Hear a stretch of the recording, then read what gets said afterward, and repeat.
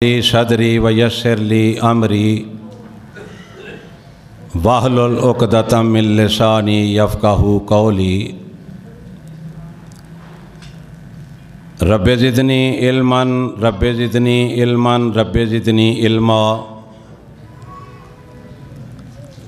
اعوذ باللہ السمیع العلیم من الشیطان الرجیم بسم اللہ الرحمن الرحیم یا ایہا الذین آمنوا کتب علیکم الصیام کما کتب علی الذین من قبلکم لعلکم تتقون صدق اللہ مولانا العظیم۔ ہر قسم دی حمد و ثنا اللہ رب العالمین کے لیے ہے، ان گنت لاتعداد درود و سلام امام الانبیاء جناب محمد الرسول اللہ صلی اللہ علیہ وسلم کی ذات اقدس پر۔ حضرات محترم، رمضان المبارک کا مہینہ ہے، بڑی عظمت والا، بڑی شان والا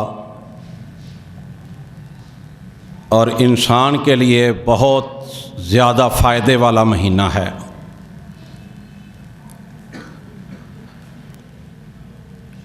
اس مہینے اللہ رب العزت آسمان کے دروازے کھول دیتے ہیں، جنت کے دروازے کھل جاتے ہیں،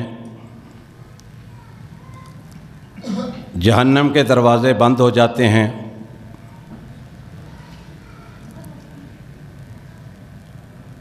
باقی 11 مہینوں میں انسان جو اعمال کرتا ہے، سوموار اور جمعرات کے روز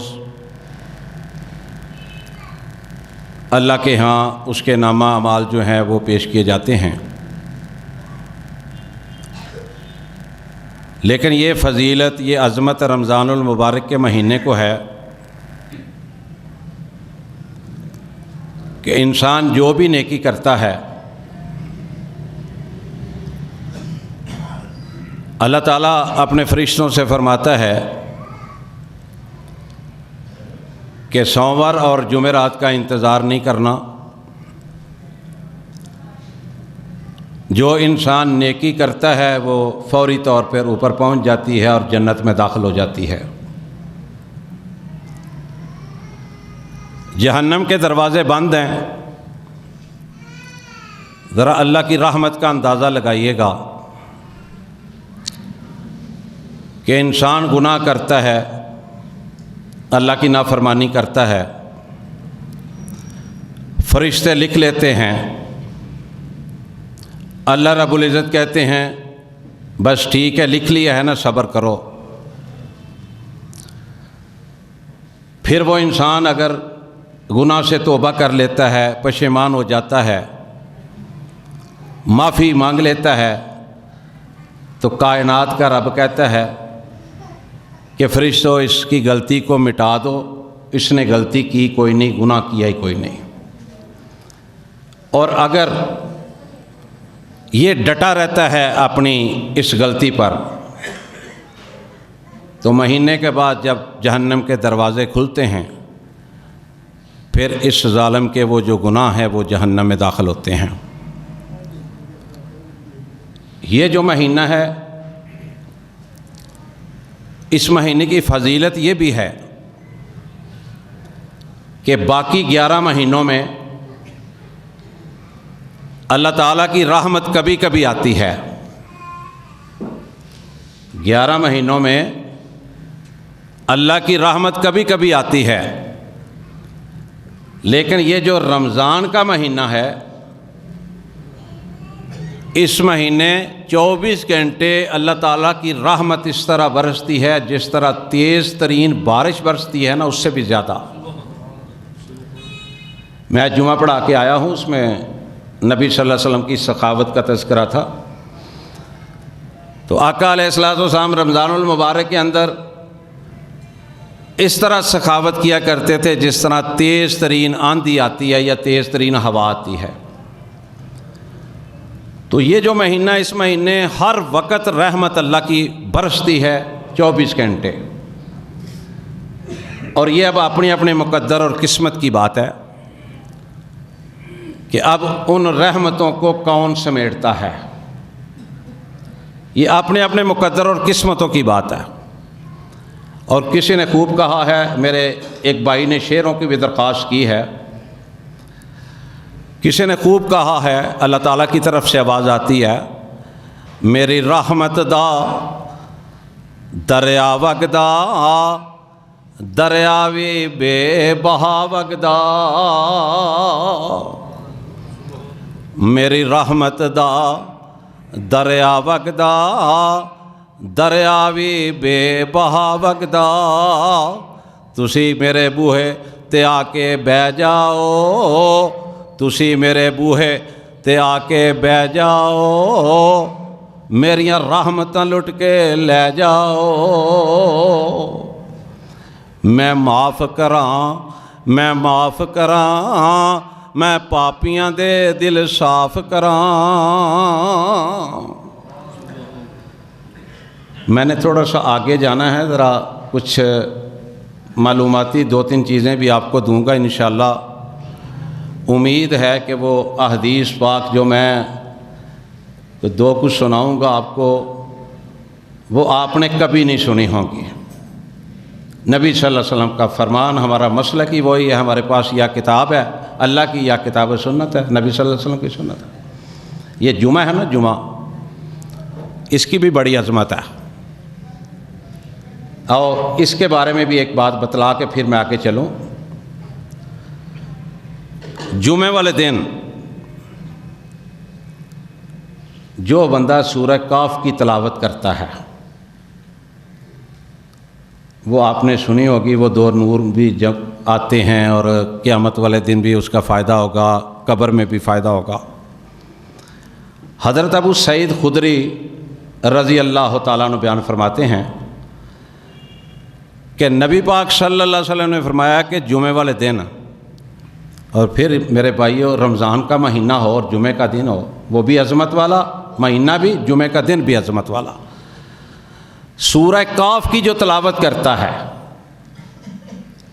وہ کسی گاؤں میں بیٹھا ہے، کسی جھونپڑی میں بیٹھا ہے، کسی دکان پہ بیٹھا ہے، کارخانے پہ بیٹھا ہے، مسجد میں بیٹھا ہے، گھر میں بیٹھا ہے، جس جگہ سے وہ، کوئی پاکستان کا حصہ ہے، وہ کوئی بیرون ملک ہے، جس جگہ میں بیٹھ کے سورہ کاف کی تلاوت کرتا ہے، وہاں سے ایک لائن روشنی کی کھینچ لی جاتی ہے جو بیت اللہ شریف تک جاتی ہے۔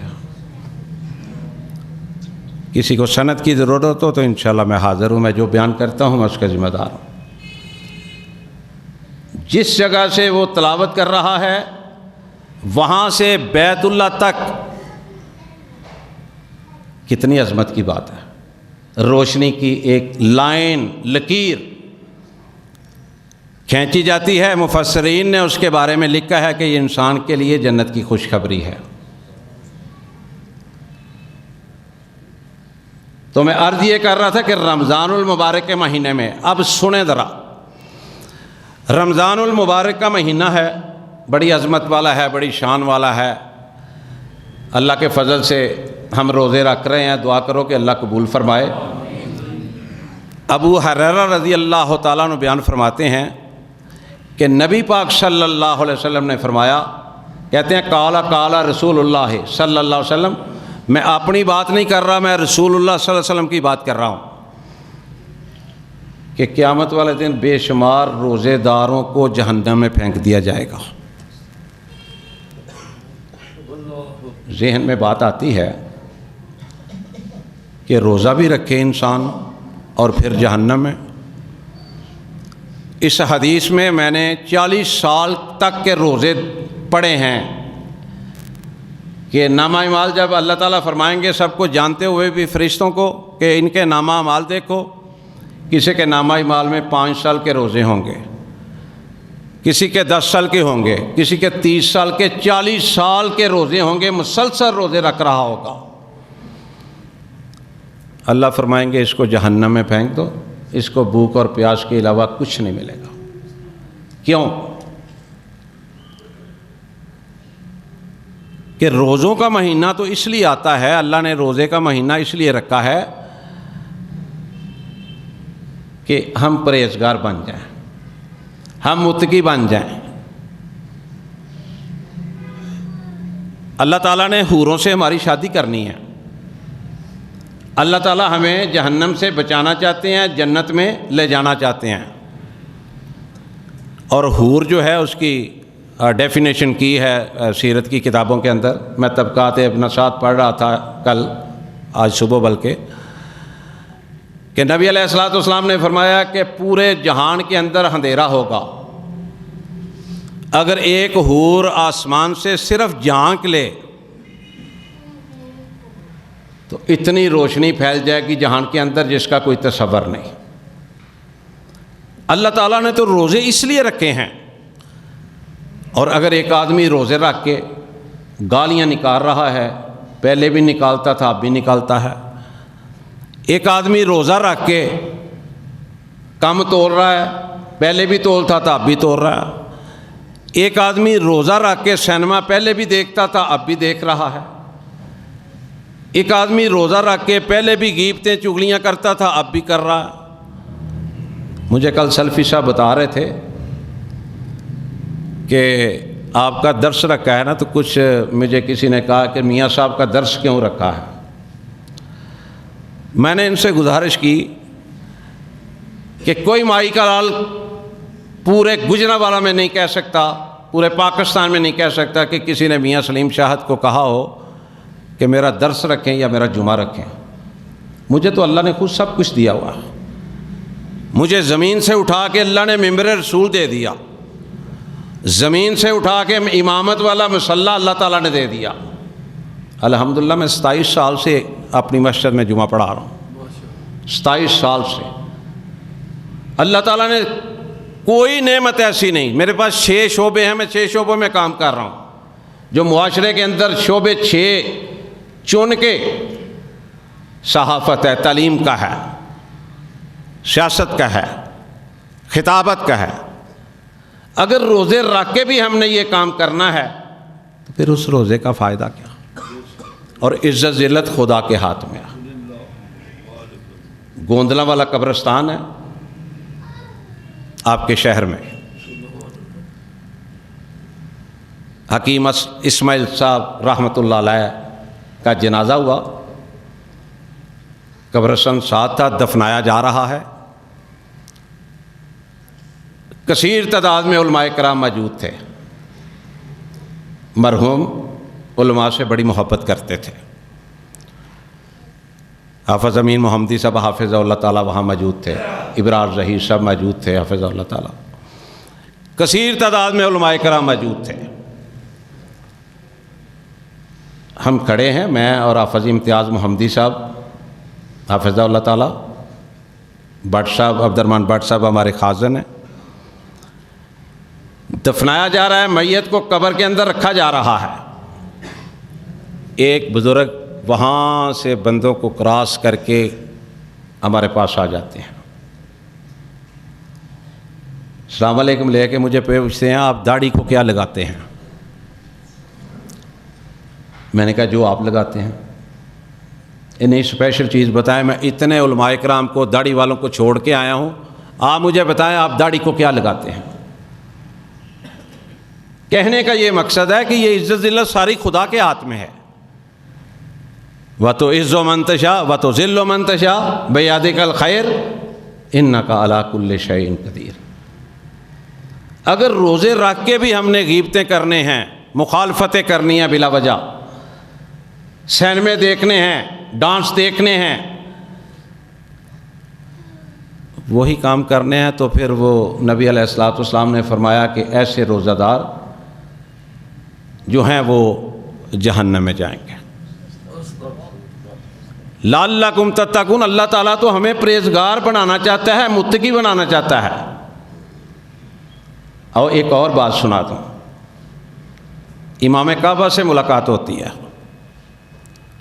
کثیر تعداد میں علماء کرام پاکستان کے موجود ہیں. حافظ عمران حریف صاحب میرے پیر و مرشد ہیں، وہ میرے ساتھ ہیں. مولانا عتیق گجر صاحب میرے ساتھ ہیں. سینکڑوں کی تعداد میں علماء کرام، بڑے بڑے جید علماء کرام، سب سے کمزور میں آدمی تھا. ملاقات ہوتی ہے، امام صاحب جس طریقے سے مجھے ملتے ہیں لوگ پریشان ہو جاتے ہیں. مجھے لوگ کہتے ہیں ان کا ہاتھ چھوڑو، میں کہتا ہوں میں نے نہیں ہاتھ، انہوں نے میرا ہاتھ پکڑا ہوا، میں نے نہیں پکڑا.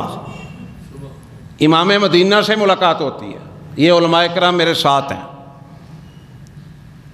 پوچھ لیجئے گا.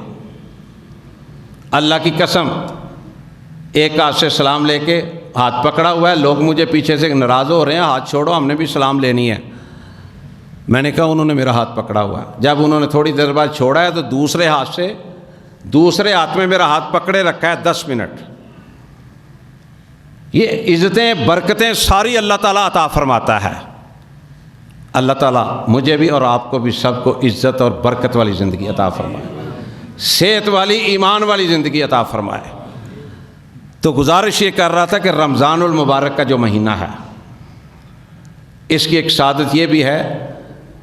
حضرت سائل بن سعد رضی اللہ تعالیٰ عنہ بیان فرماتے ہیں، اس حدیث میں باقی دروازوں کا نام نہیں فرمایا.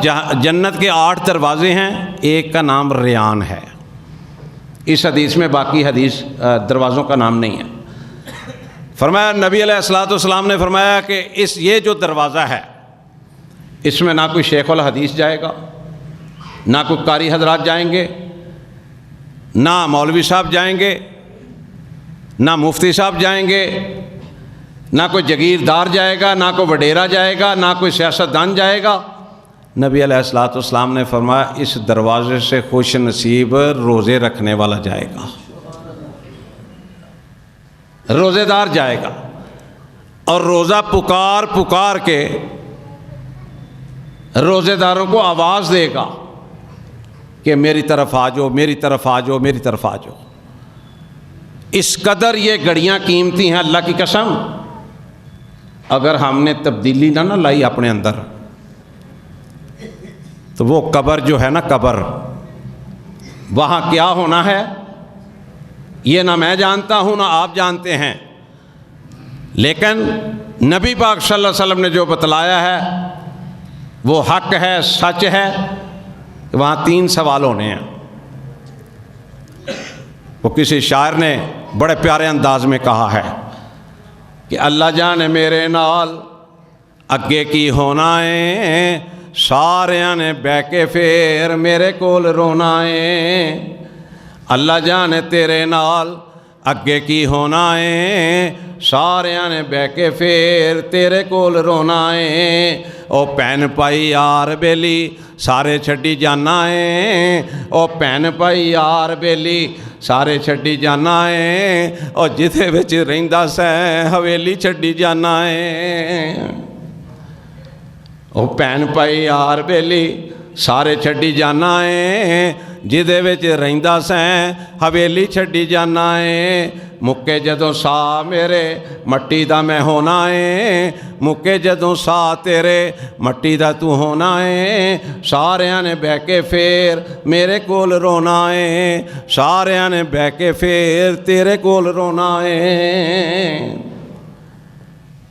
پچھلے رمضان میں عبدالعزیز نادر صاحب رحمۃ اللہ علیہ بڑی حوصلہ افزائی کیا کرتے تھے. استاد تھے ہمارے، ٹیچر تھے، پاک کمال انسان تھے. اللہ تعالیٰ کروڑوں رحمت نازل فرمائے. پچھلے رمضان میں آخری طاق رات میں میرے والد صاحب بھی فوت ہو گئے. آج وہ بھی نہیں نظر آتے. اللہ تعالیٰ جنت نصیب فرمائے. اسی طرح کوئی پتہ نہیں اگلے رمضان تک کس نے ہونا اور کس نے نہیں ہونا. تو میرے بھائیوں، فکر کرنے کی ضرورت ہے. جس نے فکر کر لیا موت کا فرشتہ آئے گا، آنا ہی آنا ہے. اور جس نے فکر کر لیا آ کے پیغام دے دے گا، یا ایتھا النفس المطمئنہ ارجعی الی ربک راضیۃ مرضیہ فادخلی فی عبادی وادخلی جنتی. وارے نیارے ہو جائیں گے، اگلی زندگی آسان ہو جائے گی۔ محنت کریں، قیمتی وقت ہے، بہت قیمتی وقت ہے۔ اور قرآن کہتا ہے نا، المال والبنون زینت الحیات الدنیا والباقیات الصالحات۔ اور اللہ کے بندے، جب تو نے قبر میں جانا ہے، تجھے اندر اپنوں نے لٹانا ہے، اپنوں نے مٹی ڈالنی ہے، اپنوں نے پانی چھڑکاؤ کرنا ہے، وہ بدعت بھی پھولوں والی اپنوں نے پوری کرنی ہے، باقی سارا کچھ واپس آ جانا ہے۔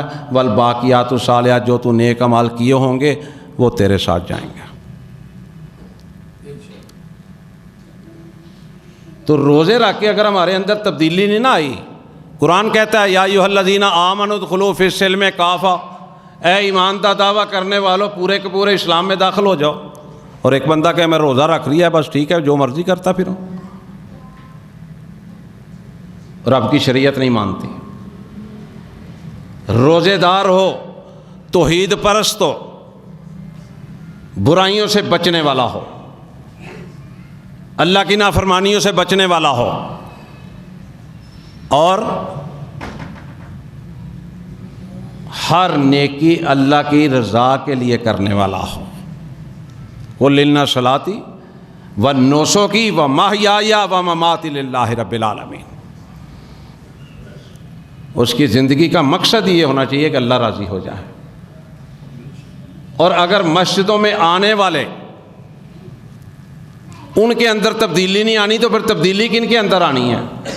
اللہ کی توفیق سے آپ لوگ ہم مسجدوں میں آتے ہیں، اللہ کی توفیق سے، اللہ کی مہربانی سے، اللہ کا احسان ہے۔ اگر ہم نے مسجدوں میں آ کے 5 وقت نماز ادا کر کے یہ قرآن و سنت سنا کے پھر بے ایمانیاں کرنی ہیں، تو پھر میرے دوستو کیا زندگی کا فائدہ؟ اور آخری 1-2 بات دیکھو، عمران خان صاحب قوم کو کال دیتے ہیں، سینکڑوں نہیں ہزاروں لاکھوں لوگ اکٹھے ہو جاتے ہیں۔ میاں نواز شریف صاحب یہ کال دیتے ہیں اپنے ورکروں کو، ہزاروں لاکھوں لوگ اکٹھے ہو جاتے ہیں۔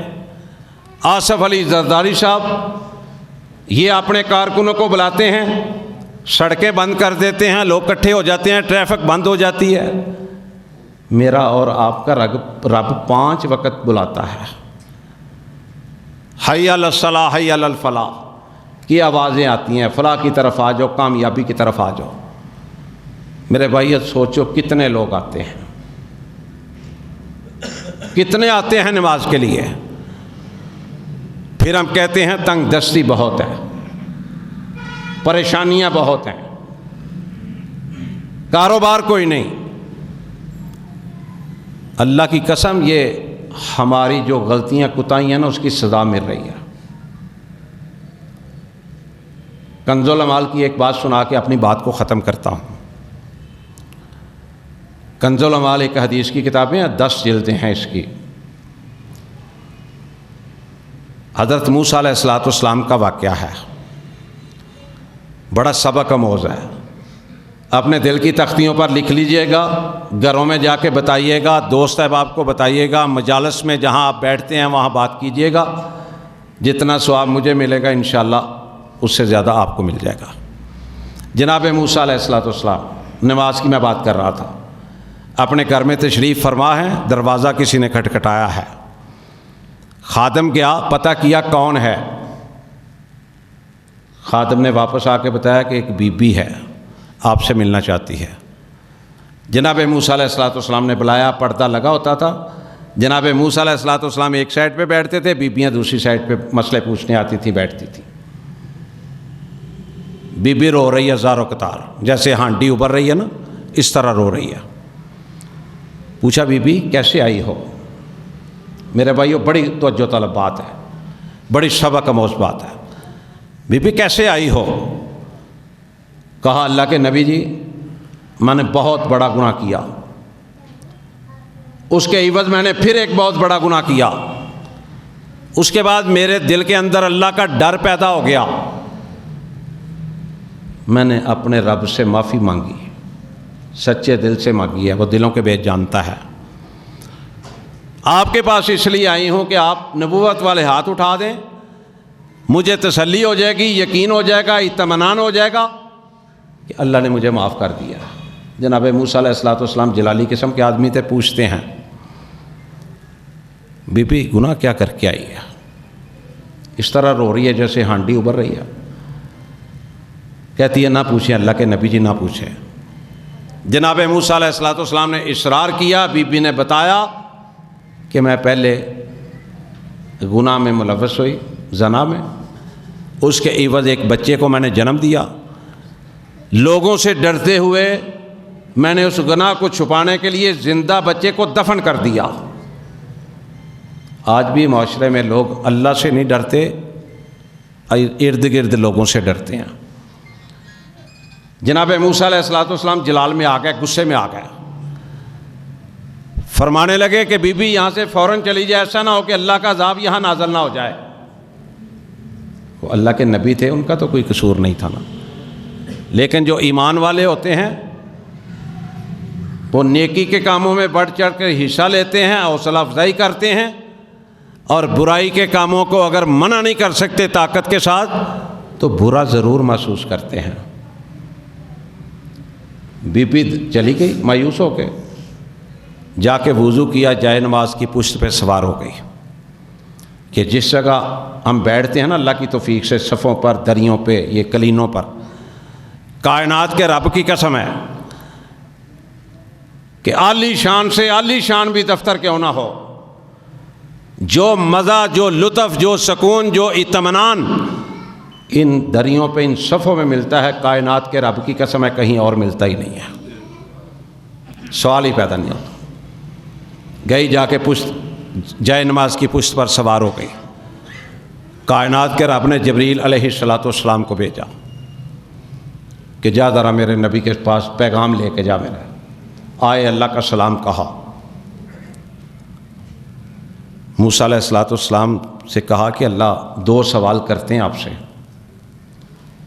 موسیٰ علیہ السلام پریشان ہو گیا، جبریل جلدی بتاؤ کیا سوال کیے ہیں اللہ نے؟ جبریل علیہ السلام کہتے ہیں اللہ کے نبی جی، اللہ پوچھتا ہے یہ جو عورت آپ کے پاس آئی تھی اتنے بڑے گناہ لے کے، اس سے بڑا کوئی گناہ گار آپ کے شہر میں، آپ کے علاقے میں، آپ کے محلے میں کوئی اور بھی ہے کہ نہیں ہے؟ جناب موسیٰ علیہ السلام کہتے ہیں اس سے بڑا گناہ کیا ہو سکتا ہے کہ ایک عورت زنا میں ملوث ہوتی ہے، پھر بچے کو جنم دیتی ہے، پھر بچے کو زندہ دفن کرتی ہے۔ جبریل اس سے بڑا گناہ گار کون ہو سکتا ہے؟ کہا اللہ نے کچھ اور کہا ہے۔ میرے بھائیو ذرا غور کریں، جناب موسیٰ پوچھتے ہیں علیہ السلام کیا کہا ہے اللہ نے؟ اللہ نے کہا کہ جو بے نمازی ہے اس عورت سے بڑا گناہ گار ہے۔ میں تو اکثر کہتا ہوں لوگوں، جو جوا کو کھیلتا ہے نا اس کو ہم برا سمجھتے ہیں، ٹھیک ہے وہ برا ہے۔ جو نشہ کرتا ہے ہم اسے برا سمجھتے ہیں، ٹھیک ہے وہ برا ہے۔ جو چوریاں کرتا ہے اسے برا سمجھتے ہیں، جو ڈاکے مارتا ہے برا سمجھتے ہیں، ٹھیک ہے وہ برے ہیں۔ ہمارے معاشرے کے اندر کبھی ہم نے بے نمازی اپنے بھائی کو، بھتیجے کو، دوست کو، داماد کو، کسی کو بے نماز کو کبھی ہم نے برا ہی نہیں جاننا، کبھی خیال ہی نہیں کیا۔ اپنے اپنے دلوں سے پوچھ لو، اپنے ارد گرد پوچھ لو۔ اللہ کا پیغام آیا کہ موسیٰ علیہ السلام اس عورت سے بڑا گناہ گار ہے جو نماز نہیں ادا کرتا۔ جناب موسیٰ پوچھتے ہیں اور کیا پیغام آیا ہے، کیا سوال ہے؟ کہا اللہ فرماتے ہیں کہ اے موسیٰ بھول گئے ہو، میرا تو قیامت تک اعلان ہے، زمین اور آسمان کے درمیان جتنا بھی خلا ہے، اتنے بھی گناہ لے کے سچے دل سے میرے دربار میں کوئی آ جاتا ہے میں معاف کر دیتا ہوں۔ موسیٰ تو نے اسے مایوس کر دیا، جاؤ اسے جا کے پیغام دو کہ اللہ نے اس کی توبہ قبول کر لی ہے، اللہ نے اس کا جنت میں محل بنا دیا ہے۔ جو بھی طریقہ کار تھا پیغام دیا گیا۔ بی بی جائے نماز پہ سجدے میں پڑی ہوئی تھی، وسجد واقترب، اللہ کہتا ہے سجدے میں آ جا اور میرے قریب آ جا۔ اللہ خود کہتا ہے واسجد واقترب، میرے پاس آ جا، میرے قریب آ جا۔ سبحان اللہ، سجدے میں پڑی ہوئی تھی، جو بھی طریقہ کار تھا پیغام دیا، پیغام سن کے اس کی روح پرواز کر جاتی ہے، انا للہ و انا الیہ راجعون، جنت کی مالکہ بن جاتی ہے۔ اللہ تعالیٰ سے دعا ہے اللہ تعالیٰ مجھے، آپ کو، سب کو اللہ تعالیٰ ہمیں سمجھ دے دیں، ہمارے معاشرے میں کوئی تبدیلی آ جائے۔ یہ لڑائیاں، یہ جھگڑے، یہ فساد، ہمیں اللہ کے قانون پر اعتماد ہی نہیں کہ جو اس نے لکھا ہے وہ ملنا ہے۔ دکاندار دکاندار سے لڑ رہا ہے، کارخانے والا کارخانے سے لڑ رہا ہے، مولوی مولویوں سے لڑ رہے ہیں۔ اللہ تعالیٰ سے دعا اللہ تعالیٰ مجھے اور آپ کو نیکی کی توفیق عطا فرمائے۔ سبحان ربک رب العزت عما یصفون وسلام علی المرسلین والحمد للہ رب العالمین۔ بسم اللہ الرحمن الرحیم وإلہکم الہ واحد لا الہ الا هو الرحمن الرحیم اللہم صلی علی محمد وعلی آل محمد کما تحب وترضی ربنا آتنا فی الدنیا حسنۃ وفی الآخرۃ حسنۃ وقنا عذاب النار ربنا ظلمنا انفسنا وإن لم تغفر لنا وترحمنا لنکونن من الخاسرین لا الہ الا انت سبحانک انی کنت من الظالمین۔ اے مولا کریم، ہم بڑے گناہ گار ہیں، بڑے خطا کار ہیں، بڑے سیاکار ہیں۔ اے مولا کریم ہم سب کو معاف فرما دے، اے مولا کریم ہم سب کو معاف فرما دے۔ اے مولا کریم جہاں جہاں جس جس گھر میں تنگ دستی ہے اللہ تنگ دستیاں دور فرما دے، اللہ تنگ دستیاں دور فرما دے۔ اللہ جس جس گھر کے اندر پریشانیاں ہیں اللہ سب گھروں کے اندر سے پریشانیاں دور فرما دے۔ اے مولا کریم جس جس گھر میں یا ہسپتال میں کوئی بیمار ہے مسلمان مومن، اللہ صحت اور شفا والی زندگی عطا فرما دے۔ اے مولا کریم جتنے مسلمان مومن دنیا سے چلے گئے، ہمارے اور میرے دوست بھائی جتنے بھی بیٹھے ہیں، جن کے بھی عزیز و اقارب چلے گئے، اس مسجد کے نمازی جو چلے گئے، اس مسجد کے بنانے والے جو چلے گئے، اللہ سب کو جنت الفردوس میں اعلیٰ جگہ عطا فرما دے۔ اے مولا کریم جو اس مسجد کو چلا رہے ہیں، اس مسجد کے نظام کو، میرے بھائی سلفی برادران، انتظامیہ اس مسجد کی، اللہ ان کے مال میں، جان میں، ان کی عزت میں اللہ اضافہ فرما دے۔ اللہ یہ تیرا گھر ہے، اللہ قیامت تک اس کو آباد رکھنا۔ اے مولا کریم جو کرائے کے مکانوں میں رہتے ہیں، مولا کریم وہ بھی بڑی ذلت کی زندگی ہے، اللہ تیرے خزانوں میں نہ کوئی کمی ہے نہ آئے گی۔ اے مولا کریم سب کو اپنے اپنے گھر بنانے کی توفیق عطا فرما دے۔ اے مولا کریم سب کو اپنے اپنے گھر بسانے کی توفیق عطا فرما دے۔ اے مولا کریم جتنے بھی لوگ مسلمان مومن اللہ بے روزگار ہیں، اللہ نیک اور صالح روزگار عطا فرما دے۔ اے اللہ جو حاسد ہیں اللہ ان کے حسد سے بچنے کی توفیق عطا فرما دے۔ اے مولا کریم جو شرارتی لوگ ہیں ان کی شرارتوں سے بچنے کی توفیق عطا فرما دے۔ اے مولا کریم ہم سب مسلمان بھائی بھائی ہیں، ہمیں پیار اور محبت کرنے کی توفیق عطا فرما دے۔ وصلی اللہ تعالی علی خیر خلقہ محمد و آلہ و صحابہ اجمعین برحمتک یا ارحم الراحمین۔